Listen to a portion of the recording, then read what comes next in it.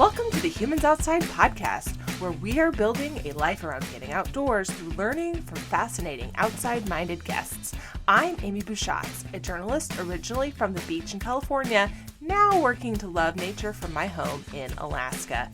Since September 2017, I've spent at least 20 consecutive minutes outside every single day, no matter the weather. On this show, we hear from others who make heading into nature just a part of who they are while we work to do the same. If you love what we do, you can support Humans Outside on Patreon or leave us a 5-star review wherever you get your podcasts. Ready for the good stuff? Let's go. Liz and Dan Pollock don't claim to be anything super special, but the long-term project they are tackling as a couple and the effort they're making at this time of this recording to hike all 165 miles of trails in Ohio's Cuyahoga Valley National Park is special. That kind of task takes intentionality, something you've heard us talk about a lot here on Humans Outside. It also takes creating a specific goal, almost a goal within a goal. The Pollocks have a long-term goal of not just visiting all 63 national parks, but actually experiencing them, a project they've dubbed Experience 62, which is a title they gave it when there were only 62 parks in the system, and that is something that changed in December of 2020. They point out that if the Big Ten can have 14 schools, then Experience 62 can include 63 parks, and if that's not some Ohio-related football logic, I don't know what is. Joining us today as we continue our theme highlighting the national parks around National Park Week is Liz and Dan Pollock. Hey guys, welcome to Humans Outside. Hi, Amy. Hello, thank you for having us.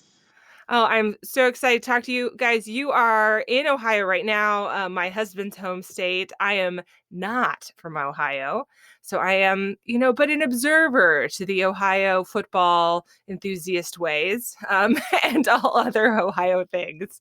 So we start our episodes imagining ourselves in our guest's favorite outdoor space, just like we're hanging out or whatever. So, like I said, you are physically in Ohio, but where are we with you today in our imaginations? We were actually just talking about that before we got on. And I said at the very top of a mountain with a nice cool breeze and the sun going down is where we would be. That's so nice. Mm-hmm. I like it. And I like the idea of where the sun's going down, we're outside, and perhaps we are not in Alaska where I must wear many jackets to do that kind of thing right now. Yeah, somewhere warm. Somewhere warm. Perfect. I love it. Okay. So before we dive into your project and the national parks, can you both tell me, how did you guys become people who like to go outside? So for me, I think it's mostly just something that I've kind of always liked, being outside. In the summer growing up, we would always pretty much just go spend all day outside running around and riding our bikes around the neighborhood or whatever. So I kind of always just enjoyed being outside and playing outdoor sports and I don't know, everything outside really. What about you, Liz?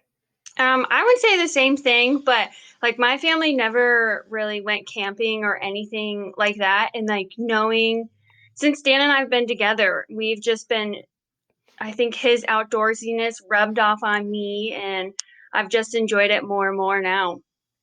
That's a lot like my husband, Luke, and I.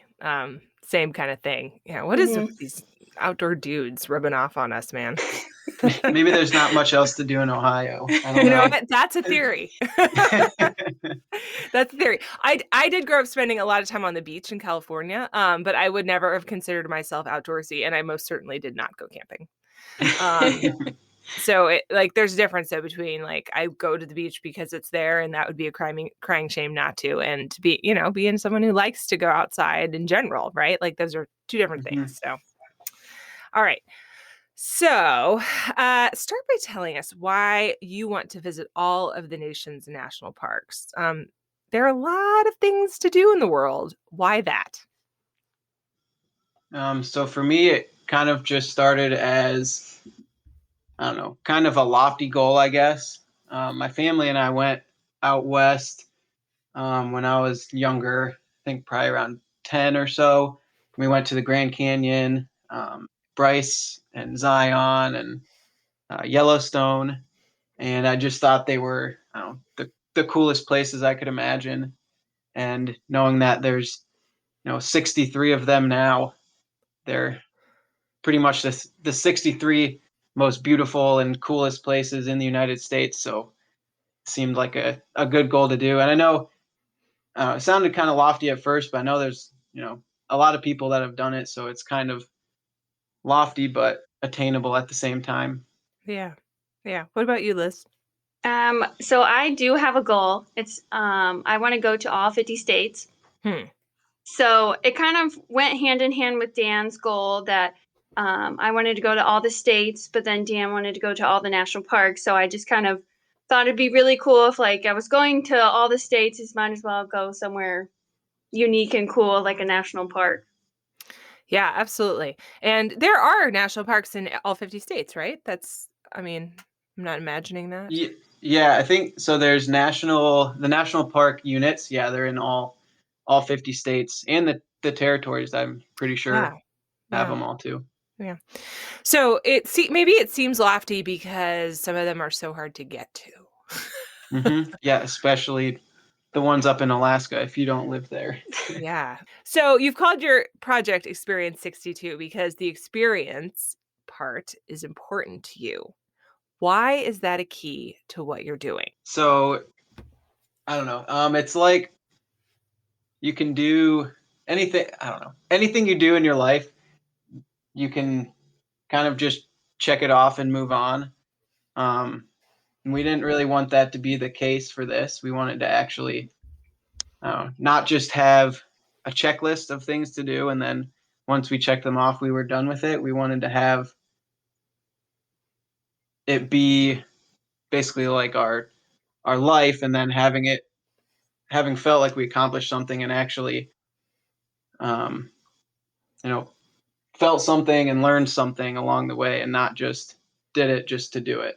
I was just thinking I had the perfect example of how Dan wants to experience something. So we went to Mammoth Cave probably a couple months ago. And the first time we went, we had it was a last minute decision. So we packed up our car, got in the car, and then we got to Mammoth Cave and all their tickets were sold out. And everything was just like falling through. We were failing left and right. And then we got home and I was like, I feel like he's going to say we are not allowed to check this off because we did not experience. And I experienced it. And I asked him, he was like, yeah, we have to go back because we didn't actually experience what we were supposed to experience about going into the caves. Yeah. But like, okay, so a couple things on this. I'm wondering, first of all, who's to say that what you did or did not experience is, I mean, Mammoth Cave, I'll give you that, right? Like, you're not in the cave. Okay. But like on the flip side, you have to, I'm just sort of wondering, like, my experience in an outdoor space and somebody else's experience in an outdoor space are not the same.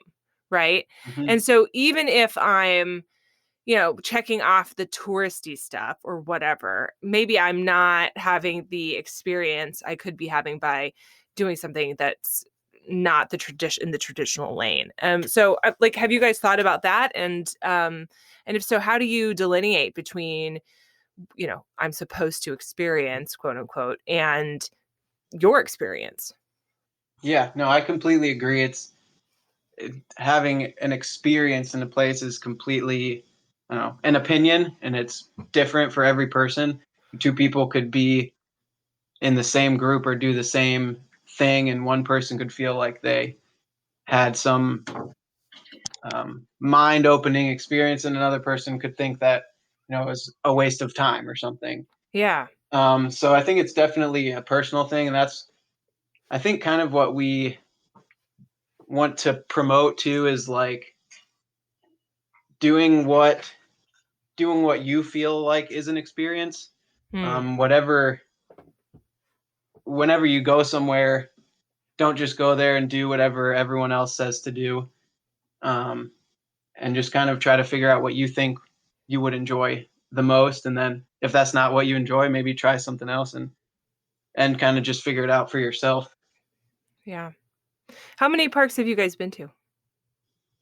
I think we're at 20 right now. Okay. Yeah. So like I mean, you've chipped away at it pretty good. How many Mhm. of those I'd love to hear from each of you. Which was your favorite so far? Mine would have to be the Grand Canyon or Saguaro National Park. I love all the cactuses. Mm, They just they always look like they're dancing, so that's why I always like looking at them. that's great. What about you, Dan? Um, I might have to say the Grand Canyon too. Oh, I copycat. want I want to go. I want to do the like a rim to rim hike at the Grand Canyon. I Mm, think that'd be mm-hmm. really cool. But That'd be just cool. it's just seeing it, it's impossible to like look at it and just comprehend how it got like that and what's even going on there. It's just Yeah. so incredible. Yeah. So, and I appreciate what you said about like the experience part. If our listeners have heard the other podcasts that I'm doing around the national parks, they know how I feel about Hot Springs National Park already, but it's not good. And I just don't understand why it's a national park. I don't understand what I was supposed to experience there. I don't get it. And have you guys been there? We have not. No, we Okay. actually we actually considered it when we went to Mammoth Cave. We were pretty much halfway there from where we drove from. And when we realized we couldn't get any tickets or anything, we almost just drove to Hot Springs instead, but decided not to. Yeah. Yeah, but so the what you're supposed to experience at Hot Springs is the hot springs baths, right? And Hmm. then go to the spa or whatever, which just felt to me like I was being fleeced by for cash by the national park vendor for an experience that was no better or worse than what I had anywhere else, at a Hmm. spa, right? In fact, probably worse. Okay, I like the quote unquote thing I was supposed to do there didn't feel worth it or that interesting to me. But then we did go on a hike, and the views were pretty, and I saw part of Arkansas. And I'd never been to Arkansas, so anything falls under that category, right? But I had a great time on that hike. That hike was not what you were supposed to experience at Hot Springs National Park. And so that what you said really resonates with me on that, because it's just you have to sit down and decide if you're staying true to your own goals, maybe when you're doing something like this. Yeah, yeah. I think even like if we had gone to Mammoth Cave and maybe we didn't go down into the cave, but we camped and it was for whatever reason it was just really we got that feeling that it was kind of just special or it felt really cool in whatever way. Maybe we could have counted that. I don't know, an experience could be anything really, just sitting looking at a river or anything that really gives you that feeling like it's something, I don't know, something special, I guess. Yeah. Yeah. I can understand that. All right. I'm picking it up. So, okay, so another place that I think is kind of odd is Cuyahoga Valley National Park, which I think it's why it's so interesting that you guys are really spending so much time there. For people who haven't been there, it's sort of odd because it's like tucked away between a few major cities. And I do remember driving by on the highway after we'd been there and realized that we'd driven by before. Had no idea it's like on the other side of this concrete wall. It has like very much like there's a whole like thing going on over that wall. It's a national park. Yeah, yeah, and I completely understand that. Like we're from the Akron area, and we basically drive past it to get to Cleveland. So any one of our friends or anything from around here, going up to Cleveland, whatever for a Cavs game or something or anything. I mean, we had gone up and back from Cleveland probably hundreds of times before we even realized there was a national park. Like literally, I don't know, Yeah, 10 it's miles off the crazy. highway from there. So why is that park special to you? And I described sort of like the fact that it's sort of off the highway. But if you could describe the actual park for us as well, that'd be great. Hmm. So it's kind of a very oddly shaped park too, because it's kind Mhm. of it's nestled kind of between Akron and Cleveland, and it goes around the Cuyahoga River, but there's kind of weird sections on each side that I don't know, the parks bought or own now for whatever reason. It's very weirdly shaped, and the roads go weird directions. We've been there for what I think today was day 17, and we still like have to use Google Maps to figure out where we're going. It's very confusing, but yeah. So we went there once. I think we were in high school or just after graduating high school, and I don't even think we realized it was a national park at that point. And we did a hike to Blue Hen Falls, which is where we ended up getting engaged, and we just really liked it, and it was a really cool place. We didn't realize it was so close. And you have anything to add? That's No, okay. sorry. You were doing so well. Okay. Yeah, but then I don't know. We went back to Blue Hen Falls, and we loved that hike. Probably do it about once a summer since then, and it seemed like the perfect place for me to propose, and then it's all history from there, I guess. So why, I mean, I know that you learned about another couple who had been hiking the trails there. There there are a lot of things to do in the world, but you're visiting all the national parks. There are a lot of places to hike. So why this project? Why do this? So we read that article, and figured, no offense to them, but if a 73-year-old couple could hike all of the trails, we figured we probably could too. And it's it's right where we live. It's close, and especially with with COVID and everything, we're not it's still not necessarily recommended to travel and go to other national parks all that much. So we figured it'd be a good place that we could stay close and just try to do the challenge. And Liz, do you regret making this choice? It depends on the day, really. Like when we first started, I was like, this is gonna be great. We're gonna go every day. And then towards the middle of it, I was like, Dan was like, well, you don't have to go. And I was like, well, we decided to do this together. I'm gonna stick it out. But it's been really interesting because we've been to CVNP, but we haven't done all the trails. So it's very interesting to see how many trails there actually are that we've so give us some never done. stats. How many miles of trails are there? How many miles? I mean, you're trying to do this in March, which is when we're recording this. So how much do you have to hike each day?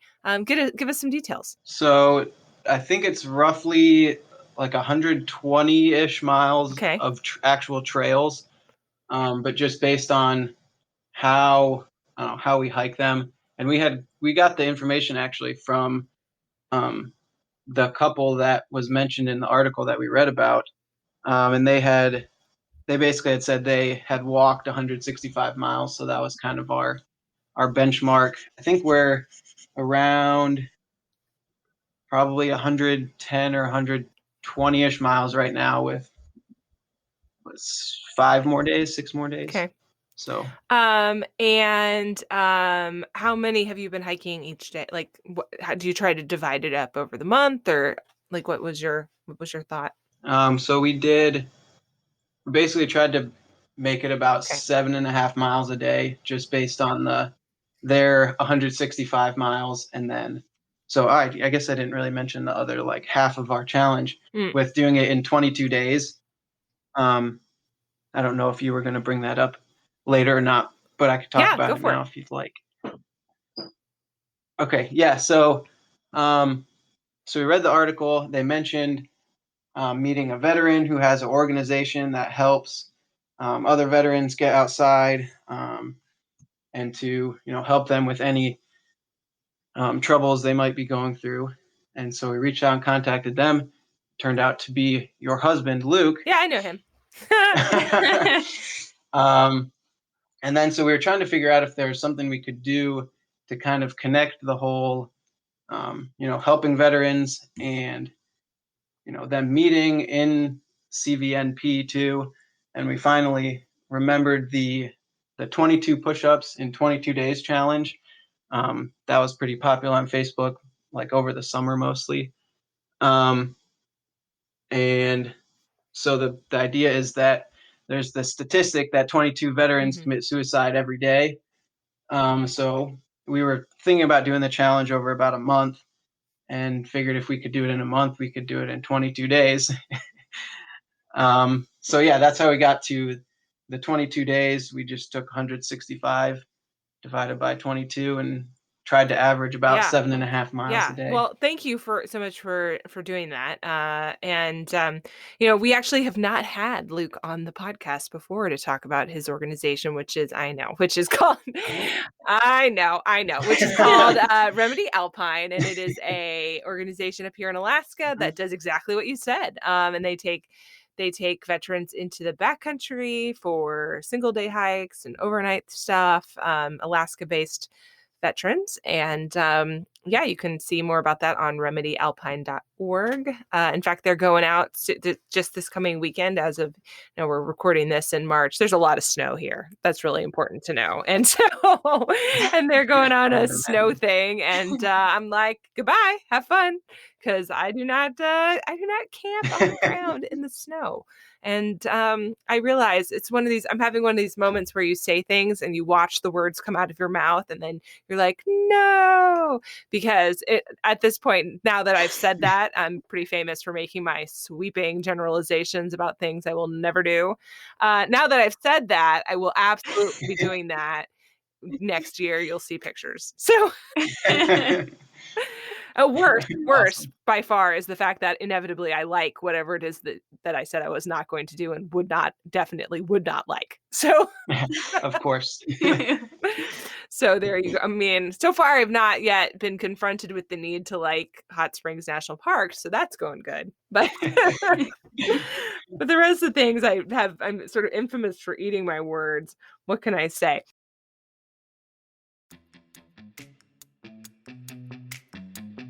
Hey humans, just a quick break to tell you how you can support the Humans Outside podcast. Did you know we're on Patreon? Patreon allows fans like you to support the podcast through a monthly pledge. By pledging a little cash each month to support the Humans Outside podcast, you can have access to my bonus features, guides, discount codes, and an exclusive episode on... You know what? Actually, just go check it out. You'll also get my eternal gratitude, of course. Check us out on Patreon at patreon.com/humansoutside. That's patreon.com/humansoutside. Now, back to the show.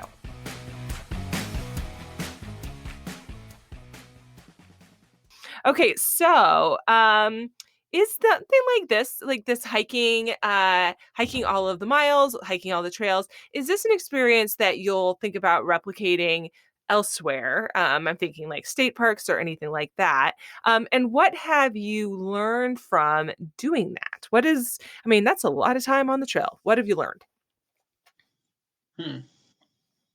So to answer the first part of the question, I guess, so I've thought about maybe doing it at different parks. I don't know. There's kind of a lot.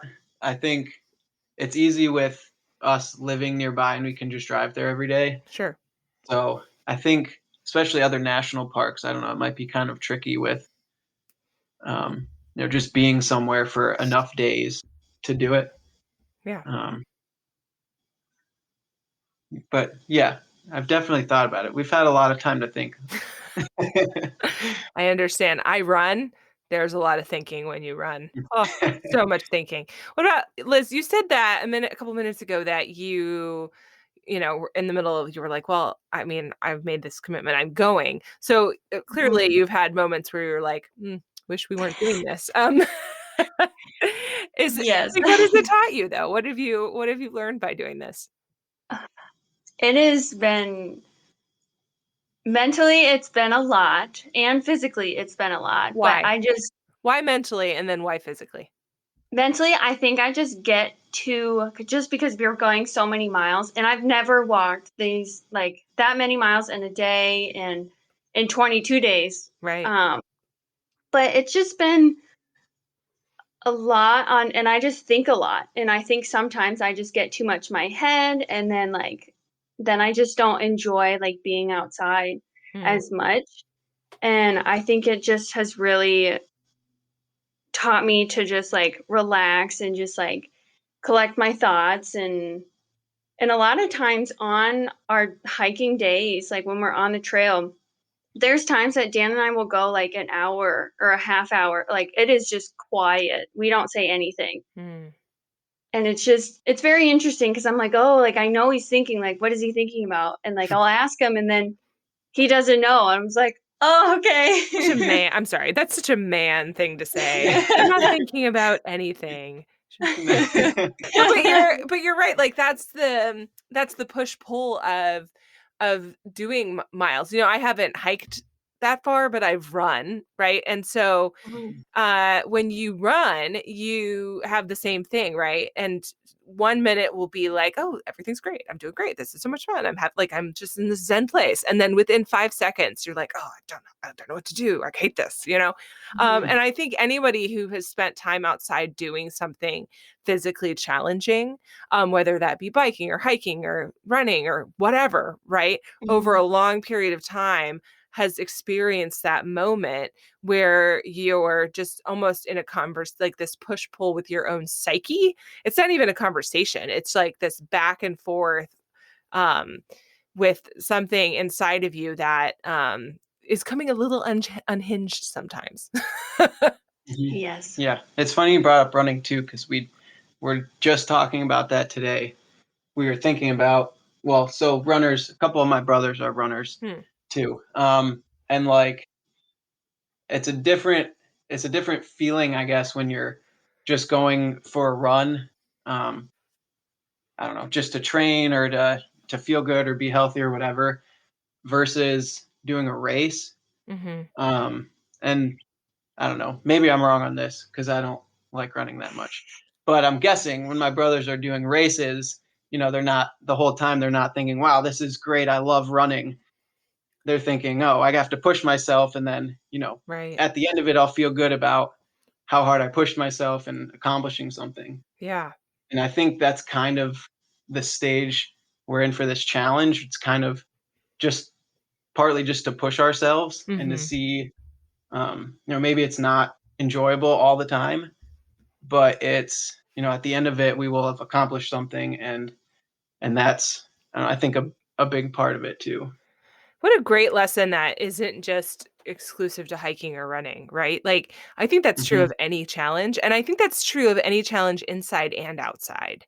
How often am I in the middle of some creative project or, even, you know, some sort of home improvement thing, right? Where you're like, well, this sucks. Why did we do this?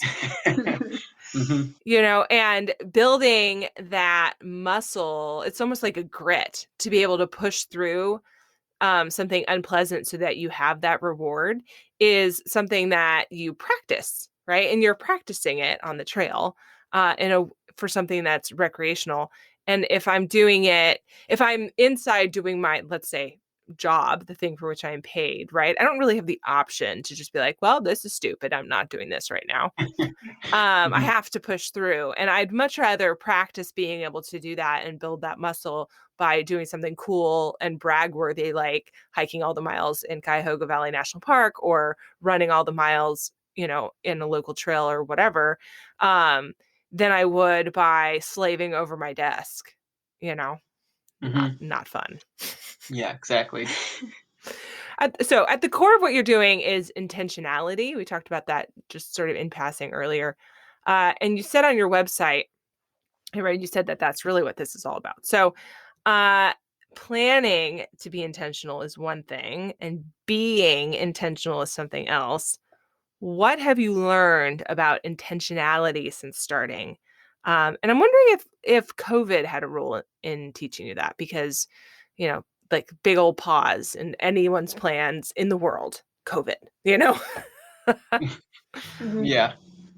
Yeah, I think so. The intentionality part of it kind of started, um, I don't know, a few months ago. Well, we were living in Indianapolis, um, and So Liz's whole family is here in the Akron area, and my parents are here still. And we were living in Indianapolis, and I was working a lot and weird hours, so we weren't spending all that much time together, and we were both just stressed out and kind of seemed like for no reason really other than just to have money. Yeah. Um, and so we basically talked about what was really important to us and what actually makes us happy, because it's not, I don't know, it's not worth being miserable just to have a job and have money. So yeah, we decided, family was important and being able to spend time outside, and so we decided to move back here to the Akron area and are still working on, just like you said, the planning for it, and actually living intentionally is very different. So I think we're working on the actually living intentionally part. Mhm. How does that play out? How does working on that, what does that look like? Is that like getting up in the morning and maybe hiking a bajillion miles in Cuyahoga National Park? Like, I don't know. Is that part of it? Yeah, for me at least. I don't know if Liz necessarily the same or not, but yeah, I think that's definitely part of it. Just trying, I don't know, kind of almost testing out like a lifestyle or something, really, of being able to do what we enjoy and seeing if we could basically make something of it. I would have to agree. I think at first I was, because he like came to me with this and he was very passionate about it, and I was very hesitant at first Hmm. because I just didn't know where, and I'm still trying to figure out where it's going to take us. So what I hear you saying is that the journey, I don't, not to be like uh too cheesy, but the journey is the journey. That Mhm. this is, Mhm. we're learning about going as we go. And that is part of what makes this, worth doing, figuring it out while we're Mhm. doing it. Yeah, I think that's exactly right. Um, and did COVID specifically have anything to do with that figuring out process? See, a little bit, just because we were in Indianapolis and we had just moved there, didn't really know anybody or have any friends, and it was hard to make friends. We couldn't really go do any activities, or so I guess it played a little bit of a role in just us not being happy in Indianapolis. Maybe having that time to pause and think about your choices. Yeah, Mhm. yeah, it made us think about what basically why we were doing what we were doing, and not just doing it because that's what seemed like we were supposed to do. Yeah. Yeah. So intentionality, of course, isn't just an outdoor or an indoor thing. And it's kind of like what we were talking about earlier with grit, right? I'm wondering if spending time outside has taught you anything about intentionality that you don't think you could have learned inside. I think probably mostly just what we talked about before. Like I think pushing yourself Mhm. physically is a big part of that, and being able to, I guess, know your limits and know, Mm, um, basically be able to do something that sucks, so um, to know what you enjoyed in that, or if you wanted to do something else or not.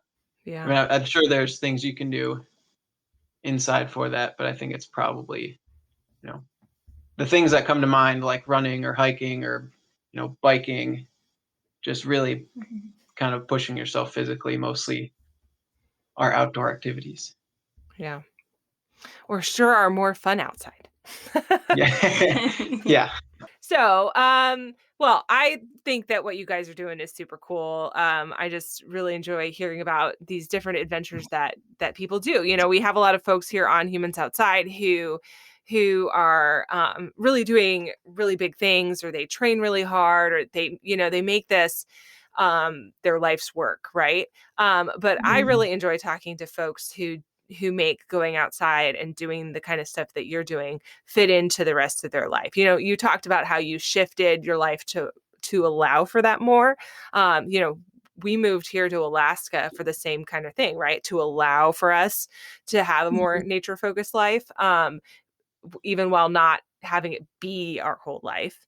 But it's cool to hear that, you can do that if you're intentional and you have a plan, and that it works for you. So that's so cool, guys.